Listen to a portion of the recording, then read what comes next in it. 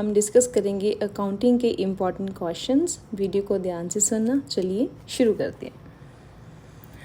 लो जी, first question है विच of the following is revenue expenditure. इनमें से कौन सा रेवेन्यू एक्सपेंडिचर है? सबसे पहले बच्चे रेवेन्यू एक्सपेंडिचर क्या होता है, यानी कि वो खर्चा हम जो daily day to day operating activities के लिए हम करते हैं, यानी कि जो खर्चा हम लॉन्ग टर्म बेनिफिट्स के लिए नहीं करते हैं वो हमारे पास रेवेन्यू नेचर का खर्चा होता है जी। चलिए ऑप्शन देख लेते हैं। First option is repair on purchase of second hand asset to put it into working conditions. Second hand एक मशीनरी है, एसेट उसको हमने रिपेयर करवाया है ताकि उसे हम वर्किंग कंडीशन में ला सकें। सो वर्किंग कंडीशन में लाएंगे तो उसका बेनिफिट लंबे समय के लिए होगा, तो ये है जी capital expenditure. Option number B है जी cost of issuing shares and debenture. अब हम रोज तो शेयर और डिवेंचर्स इशू नहीं करते हैं, ठीक है जी। So it's also capital expenditure. Third है जी लीगल एक्सपेंसेस भी डेली नहीं होते हैं, this is also capital expense. So answer आ जाएगा option D is the right answer, none of these, ठीक है जी। Second question, charging of capital expenditure to revenue results in. जब हम कैपिटल एक्सपेंडिचर को रेवेन्यू नेचर्स में लेके जाते हैं तो ये किस तरह का रिजर्व होता है? So the right answer is option C secret reserve. Secret reserve यानी कि वो रिजर्व जो बैलेंस शीट में हमें दिखाई ही नहीं देता, ठीक है जी। ये क्रिएट होता है जब हम लाइबिलिटीज़ को इंक्रीज कर देते हैं और एसेट्स की वैल्यू को डिक्रीज कर देते हैं, ठीक है जी। So charging of capital expenditure to revenue results in secret reserve, ठीक है बच्चे। Third question, bill receivable book is a part of ledger journal balance sheet और नन।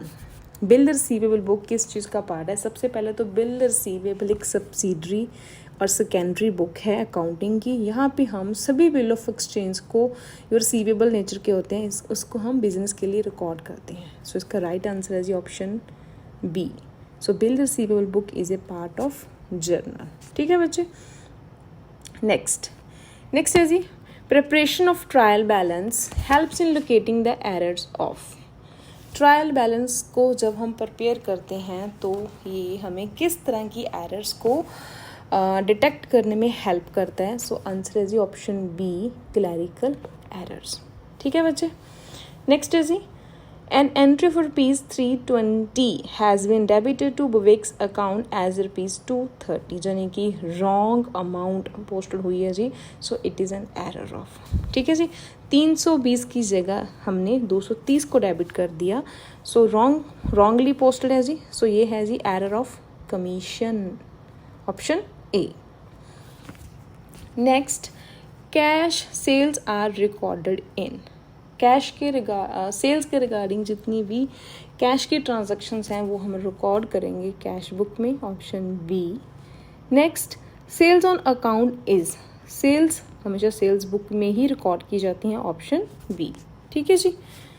नेक्स्ट है जी the credit balance in the bank account is. Bank account में जो हमारे पास credit balance है वो क्या है? इसे हमने पे करना है। ये इंडिकेट करता है कि amount is payable to bank, so it's our liability. So option B is the right answer, ठीक मेरे बच्चे। Question number 9, which of the following accounts have only credit balance. इनमें से कौन से अकाउंट का सिर्फ क्रेडिट बैलेंस होता है, ठीक है जी। सो इसका आंसर है reserve fund account, capital account, accounts payable और all of these. So answer is all of these, ठीक है जी। तो इसका आंसर आ जाएगा ऑप्शन डी, ठीक। Next question, which of the following account is increase by credit entries. Credit entries का हमें पता ही है जी, पेएबल, लायबिलिटी और बैंक ओवरड्राफ्ट के साथ ही रिलेशन है। सो इसका आ जाएगा ऑप्शन बी, ठीक है जी। क्रेडिट बैंक ओवरड्राफ्ट इंक्रीज हो जाएगा अगर हम इसे क्रेडिट करेंगे। Next dear, subscription collected in advance by a publisher. हमने कस्टमर से एडवांस में ही पेमेंट रिसीव कर ली, अब कंपनी की लायबिलिटी बनती है कि वो सर्विस प्रोवाइड करे कस्टमर को इन द फ्यूचर। सो ये है जी unearned revenue. So answer C is the correct. Subscription collected in advance by a publisher, it should be classified as unearned revenue, ठीक है बच्चे। Next question, next is which of the following accounts would have zero balance, इनमें से किस account का zero balance होता है after closing entries have been posted. ठीक है जी, so interest earn account, machinery account, accumulated depreciation account और नन ऑफ द अबव। अब देखो बच्चे, जब हम क्लोजिंग एंट्रीज जर्नलाइज्ड और पोस्टेड करते हैं तो जितना भी रेवेन्यू और एक्सपेंसेस अकाउंट्स हो जाते हैं, मतलब जितने भी रेवेन्यू और एक्सपेंसेस अकाउंट है उनका बैलेंस जीरो हो जाता है। ठीक है जी, और इसके साथ एक बात और है, जितने भी एसेट्स हैं जैसे कि assets account such as supplies हो गया, prepaid insurance, accumulated depreciation account, ये कभी भी क्लोज नहीं होते, they are not close at the end of the period. So इस क्वेश्चन का आंसर आ जाएगा option C, accumulated depreciation account.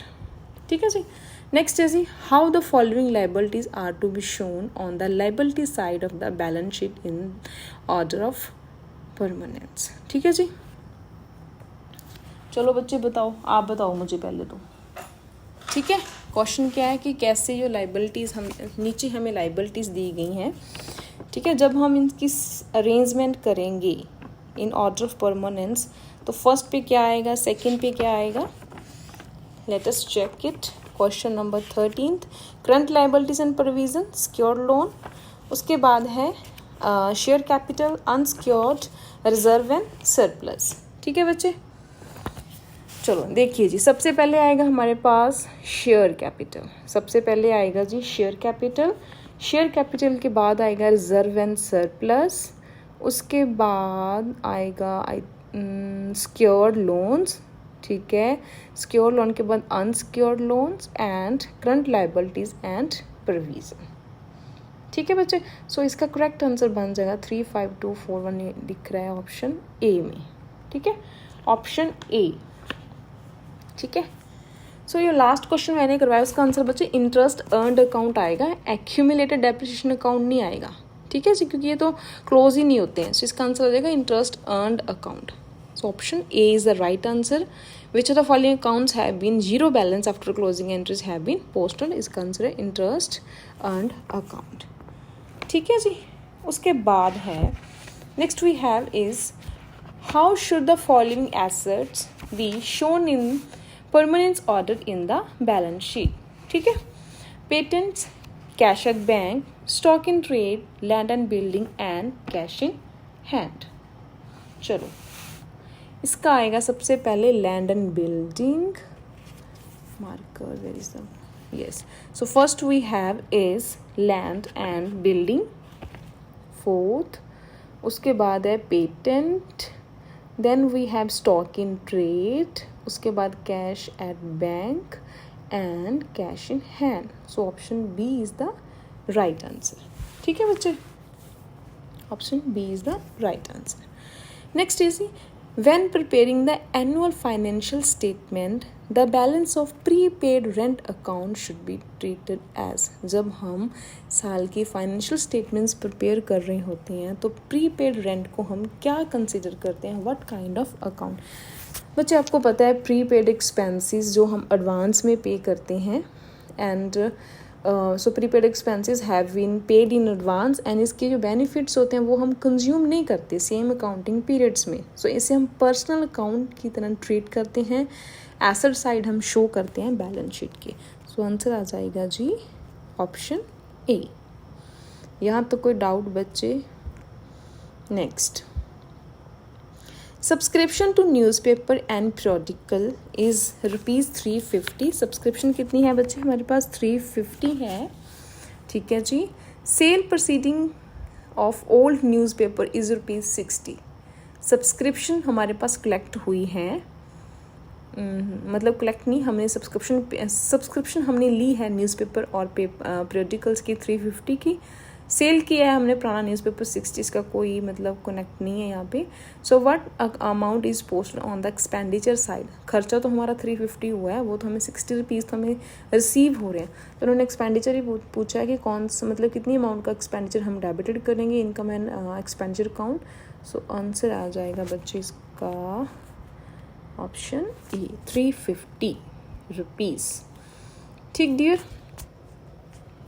Next है जी, next we have which of the following item, इनमें से कौन सी item should be entered in receipt and payment account of a club, इनमें से कौन सी होगी। So first is receipt and payment account है जो क्लब का, उसमें हाँ जी, जो रिसिप्ट एंड पेमेंट अकाउंट है वो हमें ट्रैक करके देता है कैश कितना इनफ्लो एंड आउटफ्लो हुआ है नॉन प्रॉफिट ऑर्गेनाइजेशन का।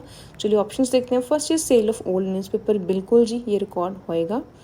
लोन बिल्कुल नहीं, लोन बिल्कुल नहीं होता जी। Next is the payment for the investment, बिल्कुल इन्वेस्टमेंट के लिए पेमेंट और ओल्ड न्यूज़पेपर की सेल, ये दोनों ही हम रिकॉर्ड करेंगे रिसिप्ट एंड पेमेंट अकाउंट में।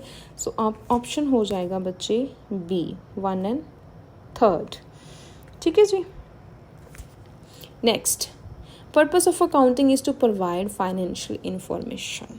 अकाउंटिंग का पर्पस है कि financial information shareholder, tax authority, investors, creditor, supplier सभी को फाइनेंशियल इंफॉर्मेशन सप्लाई करना। सो इसका आंसर आ जाएगा ऑल ऑफ द अबव।